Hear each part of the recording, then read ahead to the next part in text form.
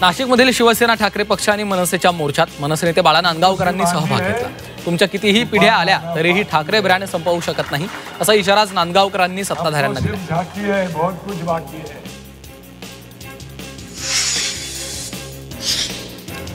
नाशिक शहर पोलीस आयुक्तांनी खासदार संजय राऊतांची भेट घेतली आहे। शिवसेना ठाकरे पक्ष आणि मनसेनं मोर्चा काढल्यानंतर पोलीस आयुक्तांनी भेट घेतल्यानं चर्चांना उधाण आलेलं आहे।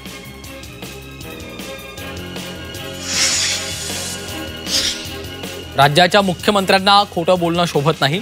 उपराष्ट्रपती निवडणुकीत काँग्रेसचं एकही मत फुटलं नाही असं विधान काँग्रेसच्या वर्षा गायकवाडांनी केलं। उपराष्ट्रपती निवडणुकीवेळी उद्धव ठाकरेंशी बोलणं झालं असंही गायकवाडांनी सांगितलंय।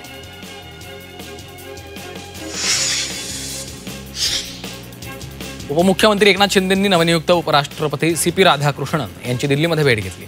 शिंदेंनी सदिच्छा भेट घेतल्याची माहिती आहे।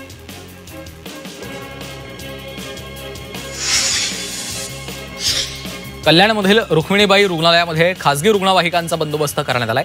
रुग्णांकडून मनमानी दर आकारत असल्याच्या तक्रारी करण्यात आल्यात। यामुळे नातेवाईकांनी नाराजी व्यक्त केली आहे। रुग्णांची लूट थांबवली नाही तर मोठं आंदोलन छेडू असा इशाराच मनसे आणि ठाकरे पक्षानं दिलाय।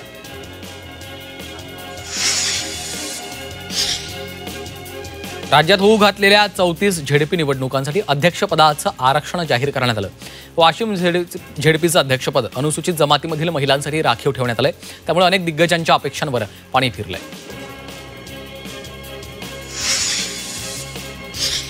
पंढरपुरातील विठ्ठल रुक्मिणी मंदिराचं अनावश्यक बांधकाम पाडा अशी मागणी पंढरपूर अर्बन बँकेचे माजी चेअरमन यांनी केलंय। मंदिराच्या आत सभामंडप, देवाचं स्वयंपाकघर अशा जागांचा उपयोग नाहीये, त्यामुळे बांधकाम पाडा अशी मागणी केली आहे। ससून रुग्णालयामध्ये वैद्यकीय विद्यार्थ्यांसाठी छात्र मानस कक्ष स्थापन करण्यात आला। मानसिक ताण आणि आत्महत्येच्या घटनांमुळे 2 मानसोपचार समुपदेशकांची नियुक्ती करण्यात आली आहे। जागतिक आत्महत्या प्रतिबंधक दिनानिमित्त कार्यक्रम आयोजित करून समुपदेशन सेवा याबाबत माहिती देण्यात आली आहे।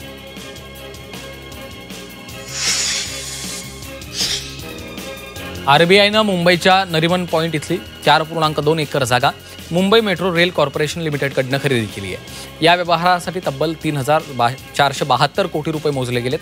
आता या जागेवर RBI नवं कार्यालय बांधणार आहे।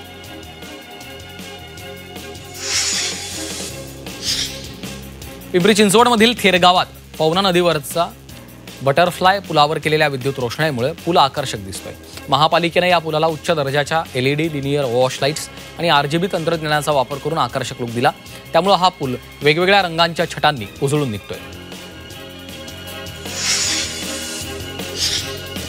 भाजप नेते सुधीर मुनगंटीवार अपघातग्रस्तांसाठी ते देवदूत बनलेत। चंद्रपूर नागपूर महामार्गावर एका भरधाव कारनं दुचाकीला धडक दिली। जखमींना महामार्गावर व्यवहार सोडून कार चालक पसार झाला। मुनगंटीवारांनी आपला ताफा थांबवून जखमींची मदत केली।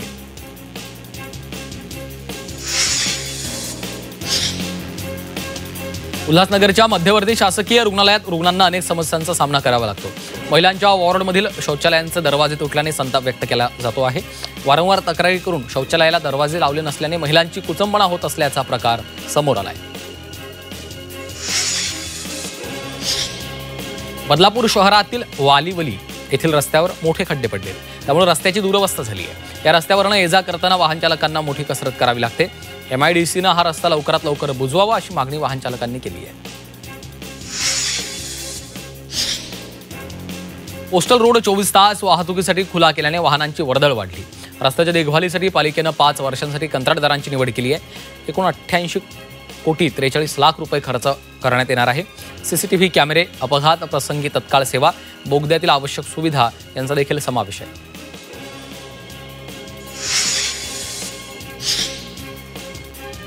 पंढरपूर तालुक्यातल्या लक्ष्मी टाकळी येथील उपनगरात राहणाऱ्या नागरिकांची अनेक वर्षांच्या दुर्गंधीमधून सुटका झाली आहे। मंत्री गुलाबराव पाटलांनी 65 लाख रुपयांचा निधी सांडपाणी व्यवस्थेसाठी मंजूर करून आणला। त्यामुळे दुर्गंधीयुक्त वासातून स्थानिकांची सुटका होणार आहे। पुण्यात 1.5 वर्षात 40,000 नागरिक मोकाट कुत्र्यांच्या चाव्यामुळे जखमी झाल्याची माहिती महापालिकेने दिली आहे। QI कोड सोल्युशनच्या 2023च्या सर्वेक्षणानुसार शहरात जवळपास 1,79,000 मोकाट आणि भटकी कुत्री आहेत। त्यामुळे लहान मुलं, महिला आणि ज्येष्ठ नागरिकांच्या सुरक्षिततेचा धोका निर्माण झाला आहे।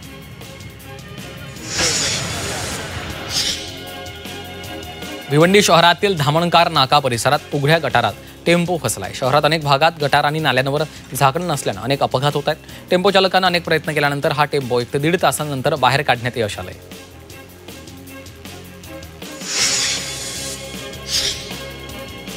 कल्याण रेल्वे स्थानकावर येणाऱ्या जाणाऱ्यांसाठी त्यांना त्रास सहन करावा लागतोय. प्रवासी स्कायवॉकचा वापर करतात, मात्र तिथेही फेरीवाल्यांनी कब्जा केलाय.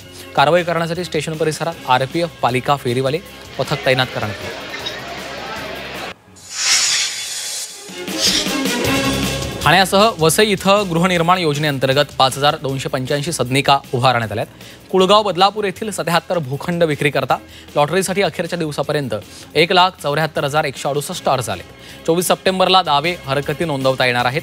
पात्र अर्जदारांची अंतिम यादी 7 ऑक्टोबरला प्रसिद्ध होणार आहे. तर अनामत रकमेसह पात्र अर्जाची लॉटरी 9 ऑक्टोबरला ठाणे इथं काढण्यात येणार आहे. बुलेट ट्रेनच्या 157 किलोमीटरवरील कामांसाठी 4,400 कोटींचा करार करण्यात आला. BKC बुलेट ट्रेन स्टेशन ते महाराष्ट्र गुजरात सीमेवरील जरवली गावापर्यंतच्या मार्गावर ट्रॅक टाकण्यात येणार आहेत. या प्रकल्पामुळे मुंबई अहमदाबाद प्रवास वेगानं होणार आहे. मुंबई महानगर प्रदेश विकास प्राधिकरणानं मरीन ड्राईव्हचा विस्तार करण्याचा निर्णय घेतलाय. आता मरीन ड्राईव्ह 12 पदरी होणार आहे. त्यानुसार नेताजी सुभाषचंद्र मार्गालगत समुद्र किनाऱ्यावर 1 किलोमीटरच्या पट्ट्यात मरीन ड्राईव्हचं 18 मीटरपर्यंत रुंदीकरण करण्यात येणार आहे. या रुंदीकरणामुळे मरीन ड्राईव्ह 12 पदरी होईल. सध्या या प्रकल्पाचा आराखडा तयार करण्याचं काम सुरू आहे.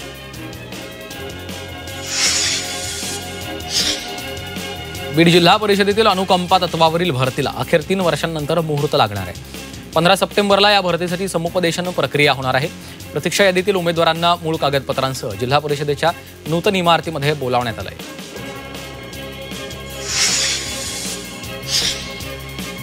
हिंगोलीच्या औंढा नागनाथ इथं आमरण उपोषण करण्यात आलं. हैदराबाद गॅझेटनुसार अनुसूचित जमातींचं आरक्षण बंजारा समाजाला द्यावं या मागणीसाठी उपोषण केलं आहे. या उपोषणाच्या पूर्वी बंजारा समाजानं औंढा शहरातून रॅली देखील काढली.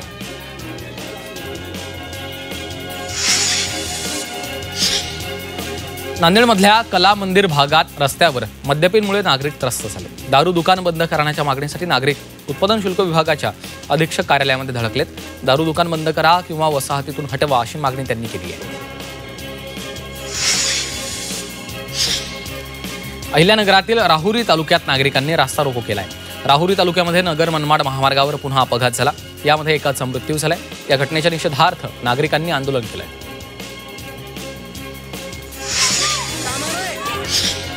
जळगावच्या वडली गावात दारूबंदीच्या मागणीसाठी मोठ्या संख्येने महिलांनी ग्रामपंचायतीवर मोर्चा काढलाय. शेकडो महिलांनी एकत्र येत दारूच्या भरलेल्या कॅन रस्त्यावर फेकून देत संताप व्यक्त केला. संतप्त महिलांनी दारू विक्री करणाऱ्यांना सर्व ग्रामस्थांच्या समोर उभं करून यापुढे दारू विक्री करणार नाही अशी कबुली देत माफी मागायला लावली आहे.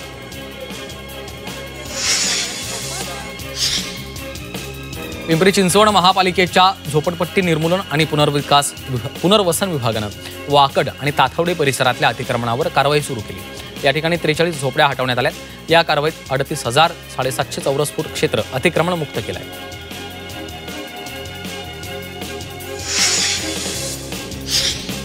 यवतमाळच्या वणीमध्ये अंमली पदार्थांच्या विक्री प्रकरणामध्ये कारवाई करण्यात आली.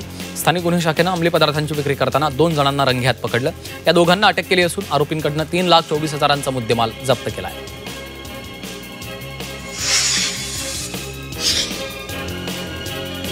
शिर्डीमध्ये शिस्तभंग करणाऱ्यांवर पोलिसांनी कारवाई केली आहे. विना number plate, modify silencer, no पार्किंगमधली वाहनं, फॅन्सी नंबर प्लेट अशा वाहनांवर कारवाई केली. यावेळी एकाच दिवशी तब्बल 70हून अधिक वाहनांवर कारवाई केली. अकोल्यातील पिंजरमध्ये शोध आणि बचाव पथकानं मोबाईलचा रेस्क्यू केलाय. एका व्यक्तीचा महागडा मोबाईल खोल विहिरीत पडला. यावेळी शोध आणि बचाव पथकानं 24 तास प्रयत्न करून 26 फूट खोल पाण्यातून मोबाईल शोधून काढला.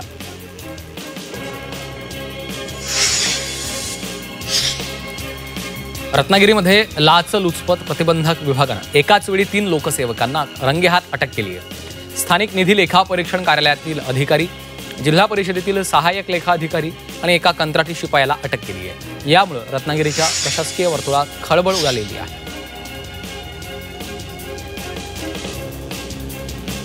गोंदियातील मंगेझरी जंगलात रस्त्याच्या कडेला वाघ दिसलाय. यावेळी रस्त्यावरनं जाणाऱ्या पर्यटकांनी वाघाचा व्हिडिओ मोबाईलमध्ये चित्रित केला. या वाघामुळे नागरिकांमध्ये भीतीचं वातावरण पसरले. BMC कडून 43 ठिकाणी एकूण 70 मार्गदर्शक तरंग चिन्ह स्थापित करण्यासाठी कंत्राटदाराची नेमणूक करण्यात आली। विसर्जन स्थळांवर ओहोटीची रेषा दर्शवणारे मार्गदर्शक तरंग चिन्ह बसवण्यात येणार आहेत, तर मुरिंग यंत्रणा आणि सोलर दिवे देखील बसवले जातील।